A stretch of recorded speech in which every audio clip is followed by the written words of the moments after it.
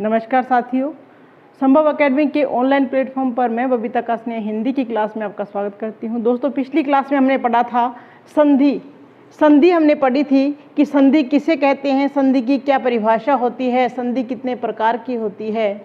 तो पिछली क्लास में हमने पढ़ा था कि वर्णों के मेल को संधि कहते हैं। किसे कहते हैं? वर्णों के मेल को संधि कहते हैं जिनका क्या हो, कोई सार्थक अर्थ निकलता हो। क्या निकलता हो? सार्थक अर्थ निकलता हो, उसे संधि कहते हैं। इसके बाद में हमने पढ़ा था कि संधि के 5 भेद होते हैं। संधि के मुख्य रूप से तो 3 भेद होते हैं। कौन कौन से? स्वर संधि, व्यंजन संधि और विसर्ग संधि। ये हमने देखा था। इसके बाद में हमने शुरू की थी स्वर संधि, और स्वर संधि के 5 भेद होते हैं। स्वर संधि के कितने भेद होते हैं? 5 भेद होते हैं, जिसमें हमने पढ़ा था दीर्घ संधि, गुण संधि, दीर्घ संधि, गुण संधि, अयादि संधि, यण संधि और वृद्धि संधि। ठीक है, ये हमने देख लिए थे कि स्वर संधि 5 तरह की होती है। गुण संधि, दीर्घ संधि, अयादि संधि, यण संधि और वृद्धि संधि। इसके बाद हमने देखा था कि दीर्घ संधि किसे कहते हैं, दीर्घ संधि कैसे बनती है, दीर्घ संधि की पहचान क्या होती है। दीर्घ संधि 2 जब समान स्वर होते हैं, 2 समान स्वर होते हैं, उनके मेल से जो क्या बनता है, 2 समान स्वरों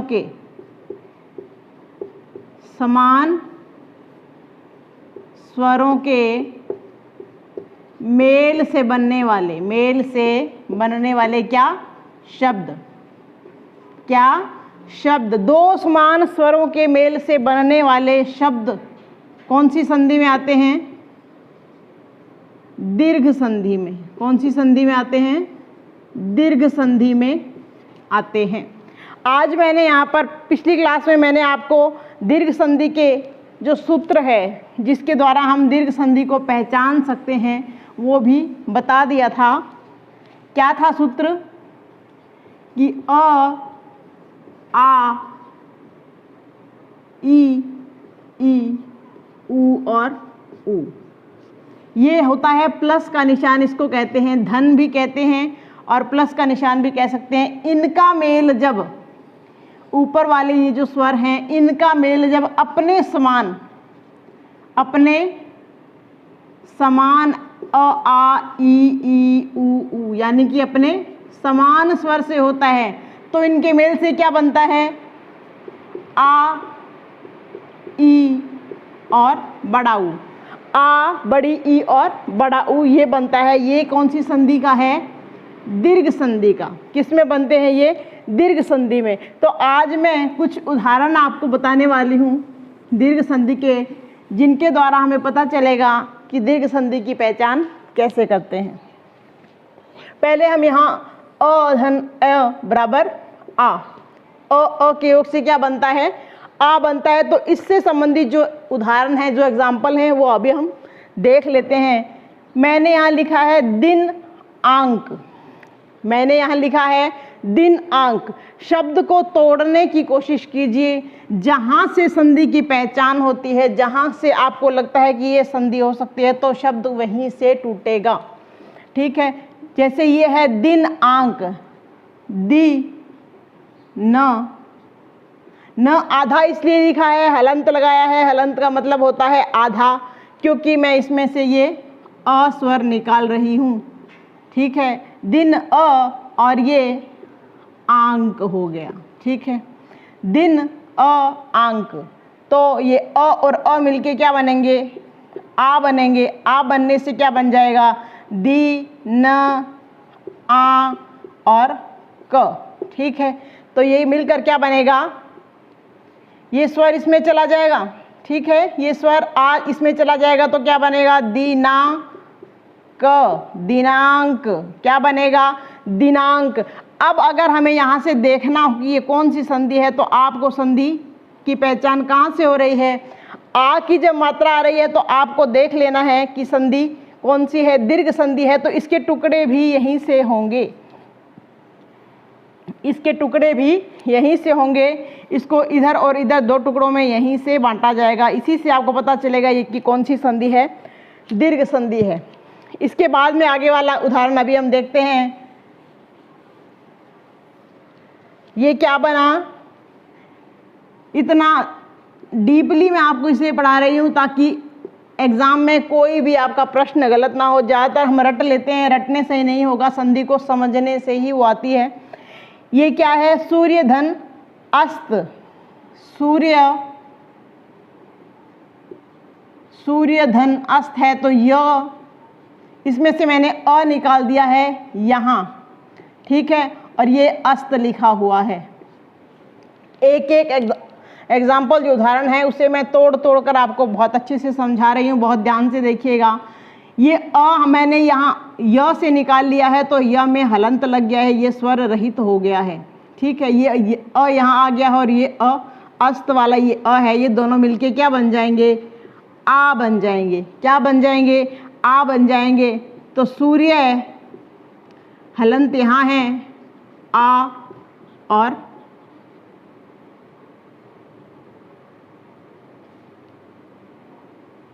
क्योंकि इसका अ और इसका तो मिलके बन ही चुका है ना, यहाँ पे आ बन गया है हमारे पास, ठीक है।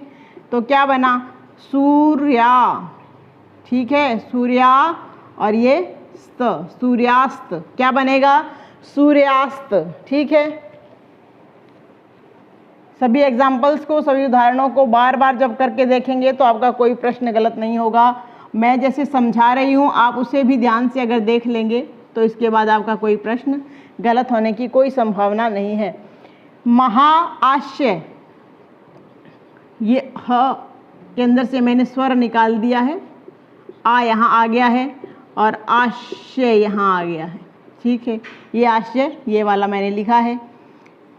म ह अ और अ मिलके आ हो गया और श, ठीक है।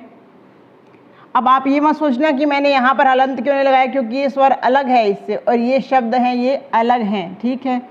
तो अ और अ मिलके क्या बना लिया हमने? आ बना लिया। अब क्या करेंगे?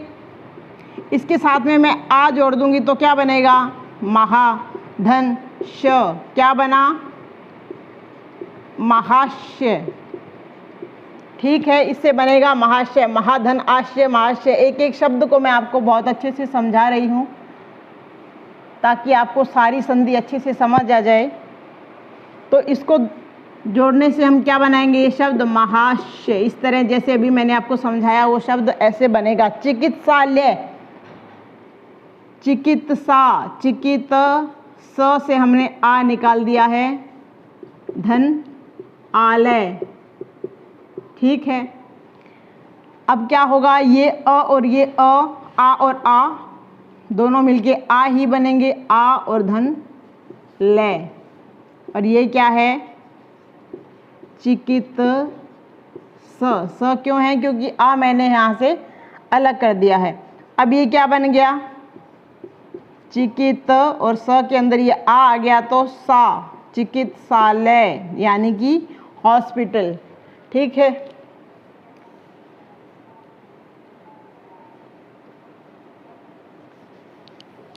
चिकित्सालय, इसका क्या बनेगा? चिकित्सालय, जैसे विद्यालय, औषधालय, इस तरह से चिकित्सालय। कदापि, तो कदापि का द आधा हो गया और ये मैंने आ यहाँ कर दिया है और अ धन पी, ठीक है। इन दोनों को अलग अलग लिख दिया है।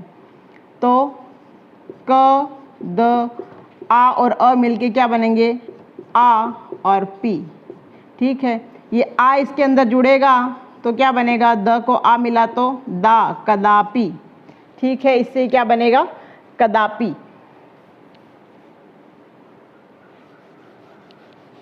इसके बाद का जो है शब्द वो है महात्मा, महाधन आत्मा, महान है जो आत्मा, महाधन आत्मा। ये आ मैंने यहाँ कर दिया है को मैंने हलंत लगा दिया है, स्वर से रहित कर दिया है, और इसका जो आ है उसे मैंने यहाँ लिख दिया है। इसके बाद में इसके साथ में आत्मा, ठीक है। अ और आ मिलके क्या बना, आत्मा। ये इसके साथ जुड़ जाएगा, महात्मा। ये इस तरह से बनेगा। संधि को रटने की ज़रूरत नहीं होती है, इसे समझने की ज़रूरत होती है। अगर एक बार इसे आपने समझ लिया है तो उसके बाद में आप इसे कभी नहीं भूलेंगे। स्वाधीन, स व से मैंने क्या निकाल लिया है, अ को, स्वर को अलग कर दिया है, और आधीन, स्वर स्व आधीन, ठीक है। अब ये अ और आ मिलके क्या बन जाएंगे, आ और धीन। अब इसके अंदर जब ये आ जुड़ेगा तो क्या बनेगा,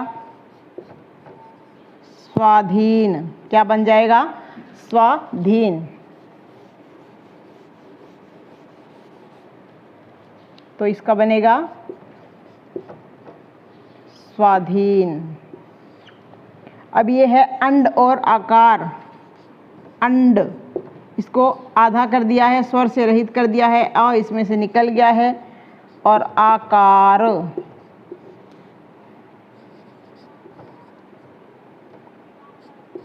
अ और आ मिलके आ बन जाएंगे, तो ये क्या बनेगा, अंडाकार। क्या बनेगा, अंडाकार। ये देखिए अ और अ से जो आ बनता है वो सारे मैंने आपको यहाँ पर एक एक उदाहरण लिख लिख के समझा दिया है। अंडाकार। इसके बाद अभी हम देखते हैं ई और ई। ई और ई क्या मिलकर बनते हैं, बड़ी ई बनती है। चाहे यहाँ छोटी ई हो चाहे बड़ी हो, चाहे यहाँ छोटी ई हो या बड़ी हो, दोनों तरफ ई होना ज़रूरी होता है। ई मिलकर क्या बनाते हैं, बड़ी ई बनाते हैं। जैसे मैंने यहाँ लिखा कवि धन ईश, क व में से मैंने स्वर ई अलग कर दिया है और ईश यहाँ लिखा है। याद रखिएगा कि ईश के अंदर मात्रा बड़ी आती है हमेशा, ईश्वर हमेशा बड़े होते हैं, तो ई की मात्रा ईश्वर के लिए हमेशा बड़ी आती है। ईश के अंदर ईश्वर की मात्रा, जो ई की मात्रा है, ये हमेशा बड़ी आती है। तो क व को मैंने स्वर से रहित कर दिया है, यहाँ ई को अलग कर दिया है, इसमें हलंत लगा दिया है और ईश लिखा है। तो अब हम इसे संयुक्त करेंगे तो क और ई मिलकर क्या बनेगा, बड़ी ई, श व। अब इन दोनों को करेंगे तो ये क्या बनेंगे, वी श, कवीश। ठीक है, ये क्या बना, कवीश। ठीक है, ये इस तरह से ई की मात्रा इस तरह से जुड़ेगी, कवीश बनेगा, कवीश। इसके बाद में देखते हैं गिरीश। गी, र में से स्वर निकाल लिया है और ईश, ई और ई, बड़ी ई और श। ये क्या, यहाँ क्या है, गिर, गी र हलंत सहित है, ये क्या हो जाएगा, बड़ी ई, श और गी। क्या बना, गी रीश। क्या बना, गिरीश। इस तरह से आप एग्जाम्पल्स को बार बार करेंगे तो आपकी बहुत अच्छे से प्रैक्टिस हो जाएगी। इसके बाद में बना मु, न, ई छोटा और ईश। ठीक है, ये दोनों और ये दोनों मिलेंगे, ई और ई मिलेगा तो बड़ी ई हो जाएगा, और बड़ी ई जब न में मिलेगी तो बड़ा नी, मुनीश बन जाएगा। ठीक है,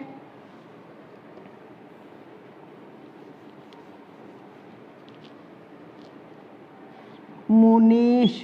ऐसे होगा ये मुनीश। ठीक है, नारिंद्र का भी इसी तरह से बनेगा। ना र के अंदर बड़ी ई है और इंद्र हमेशा छोटा होता है, इंद्र हमेशा छोटा लिखा जाएगा इसमें ई। बहुत सारे बच्चे इसको बड़ा ई बना देते हैं जिसके कारण ये गलत हो जाता है। इंद्र में हमेशा ई छोटी होती है, ईश में हमेशा ई बड़ी होती है, हमेशा इस बात का ध्यान रखें। ना र ये दोनों मिलके बड़ी ई हो जाएगा और इंद्र हो गया। ठीक है, फिर क्या बनाइए, इसके साथ संयुक्त होकर नारेंद्र बन गया। ठीक है, आज मैं ये सारे उदाहरण आपको इसीलिए समझा रही हूँ, एक एक उदाहरण समझा रही हूँ ताकि आपका इससे संबंधित कोई भी जो कन्फ्यूज़न हो वो दूर हो जाए। इसके बाद में आ गया हरीश, हर ई छोटा और ईश फिर से बड़ा, हर और ई मिलके बड़ा हो जाएगा, ये इसके साथ जुड़ जाएगा, क्या बनेगा, हरीश। ठीक है, इसके बाद में है नदीश, बिल्कुल वैसे ही जैसे हमने हरीश बनाया है वैसे ही नदीश बनेगा। न द ई धन ईश, ई और ई बड़ा ई हो जाएगा और द आधा और न। अब ये इसके अंदर जुड़ेगा तो क्या बन जाएगा, नदीश। ठीक है, ये हमने सारे ई की मात्रा के उदाहरण यहाँ देखे हैं। इसके बाद में दीर्घ संधि के ये अंतिम उदाहरण हैं ऊ के, ये समझेंगे। इसके बाद में हम गुण संधि देखते हैं। ये है ऊ बड़ा ऊ, यहाँ छोटा ऊ भी हो सकता है, यहाँ बड़ा ऊ हो सकता है, यहाँ दोनों छोटे हो सकते हैं, दोनों बड़े हो सकते हैं, एक छोटा हो सकता है, एक बड़ा हो सकता है, किसी भी तरह से हो, पर दोनों यहाँ क्या होने चाहिए, ऊ होने चाहिए। ठीक है, क्या होने चाहिए, ऊ होने चाहिए। यहाँ है भू, भ आधा कर लिया है, ऊ इसके अंदर यहाँ लिखेंगे और ऊपरी, ये दोनों जब मिलेंगे तो बड़ा ऊ बनेगा और ऊपरी, और यहाँ ये बड़ा ऊ इसके साथ मिलेगा तो क्या बनेगा, भूपरी। ठीक है, भूपरी। तो यहाँ क्या लिखा जाएगा, भूपरी। क्या, भूपरी के बाद में हम देखते हैं लघु उत्तर। ल घू है तो ऊ छोटा है इसमें और उत्तर भी छोटा है।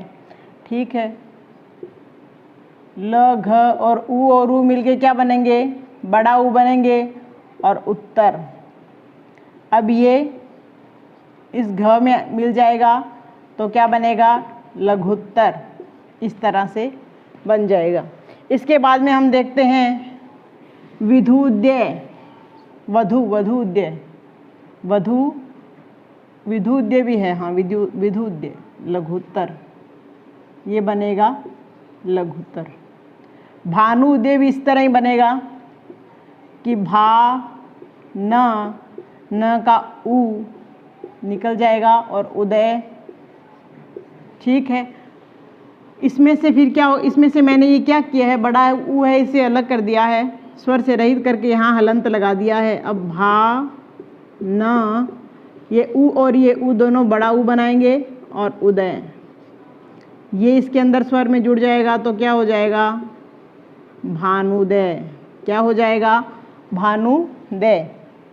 अब आपको अगर इसमें पहचान करनी हो तो यहाँ तो इसका टुकड़ा नहीं हो सकता, अब आपको यहीं से देख के पता चल जाएगा कि ये कौन सी संधि है। देखिए यहाँ से, इसमें भी आप क्या परी को तोड़ सकते हैं, क्या परी का नहीं हो सकता। ये भ ऊ की जब मात्रा आपको दिख रही है तो यहीं से इसका संधि विच्छेद होगा। ये विधु उदय है, विधु उदय। ठीक है, ध में से क्या निकाल लिया मैंने, छोटा ऊ निकाल लिया और उदय। वी ध, और उदय का उ और ऊ दोनों छोटे ऊ हैं, छोटे ऊ मिलकर क्या बनेंगे, बड़े ऊ बन जाएंगे, छोटे ऊ मिलकर बड़े ऊ बन जाएंगे। और ये बड़ा ऊ है, ये जब हलंत से रहित ये ध है, इसके साथ जब जुड़ेगा तो धू, बड़ा धू बन जाएगा, विधु दे, विधुद्य। ठीक है, विधु उदय। इसके बाद में वधू उत्सव। वधू कैसी होती है, हमेशा बड़ी होती है, वधू हमेशा बड़ी होती है। स्त्री हमेशा बड़ी होती है, स्त्री आप लिखेंगे तो हमेशा ये लिखेंगे, स्त्री हमेशा बड़ी होती है। लड़की हमेशा कैसी होती है, बड़ी होती है। वधू हमेशा बड़ी होती है, पत्नी हमेशा बड़ी होती है।